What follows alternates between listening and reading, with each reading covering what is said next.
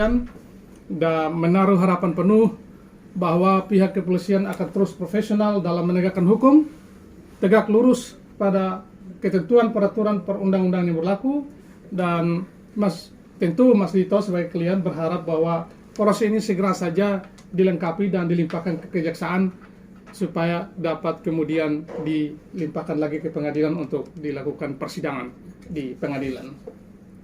Jadi Mas Dito berharap proses ini segera dilimpahkan saja ke kejaksaan dan selanjutnya untuk disidangkan di pengadilan. Bang, terkait ancaman hukumannya kena pasal 45 ayat 45 dan 51, ancaman pidananya berapa tahun, Bang, dan kenapa pasal itu yang dikenakan?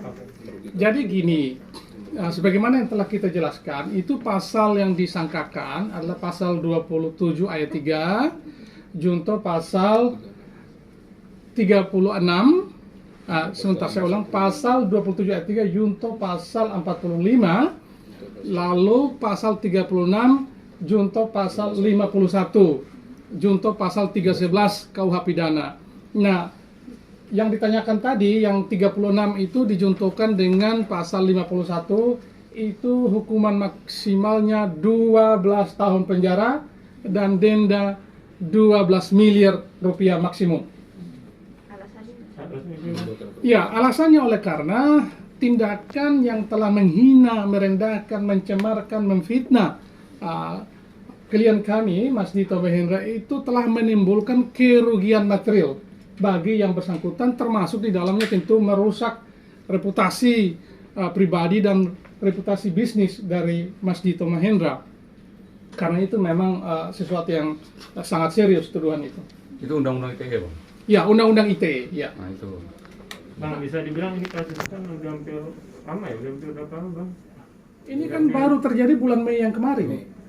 Ya. Kalau yang gede itu baru-baru itu. Iya, ini bulan Mei yang kemarin. Jadi postingnya itu tanggal 15 Mei, dilaporkan tanggal 16 Mei, lalu kemudian berlanjut dengan peristiwa pemanggilan saudari Nikita sebagai saksi untuk didengar keterangannya dan klarifikasinya. Tapi sebagaimana yang kita tahu bahwa Nikita Mirzani baik pada panggilan sebagai saksi, panggilan pertama maupun kedua tidak datang sampai terjadi peristiwa polisi datang untuk mengambil paksa waktu itu di rumahnya.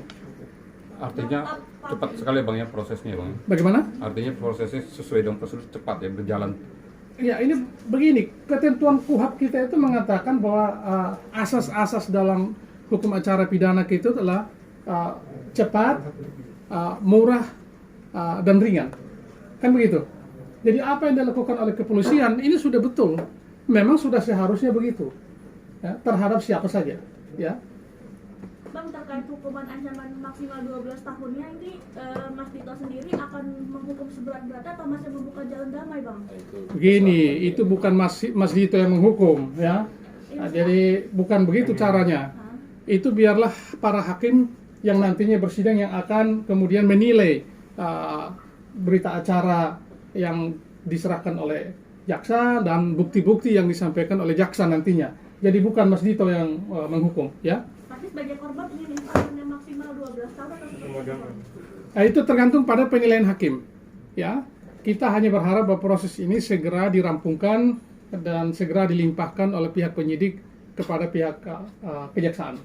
Bang, kalau proses Restoratif justice itu sudah ditawarkan pada saat itu, tapi yang bersangkutan tidak juga hadir, ya. Dan secara formal itu kan ini ya, secara formal salah satu persyaratan untuk dilakukannya restoratif justice itu adalah terlapornya itu bukan seorang residivis, artinya orang yang pernah melakukan tindak kejahatan dan pernah dipenjara. Kalau itu residivis tidak bisa berlaku restoratif justice. Ya, begitu ketentuan Kapolri. Di kita berarti masuk kategori residivis, Bang? Saya tidak bilang seperti itu, tetapi kan Anda bisa lihat sendiri. Apakah yang bersangkutan pernah dipenjara? Pernah tidak dijatuhi hukuman pidana? Pernah. Ya, silakan disimpulkan sendiri. Bang, tapi dari pihak Nikitanya sempat ada omongan nggak sih, Bang? Oh, tidak. Pihak Dito? Tidak ada. Tidak ada. Tidak pernah, tidak ada.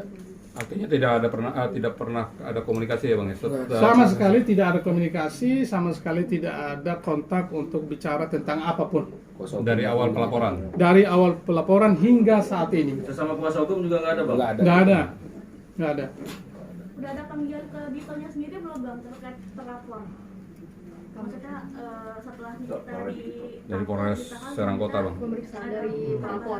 Ya, pelapor itu sudah diperiksa sejak awal sebagai pelapor, sebagai saksi korban. Itu sudah diperiksa sejak awal dan sudah memenuhi sehingga tidak lagi membutuhkan panggilan keterangan lebih lanjut. Artinya cukup bang ya? Cukup, sudah cukup memberi keterangan. Oke. Bang, langkah berikutnya bang apa bang? Ya, kita menunggu saja Menunggu. tindakan dari atau tahapan lebih lanjut yang akan dilakukan oleh pihak kepolisian.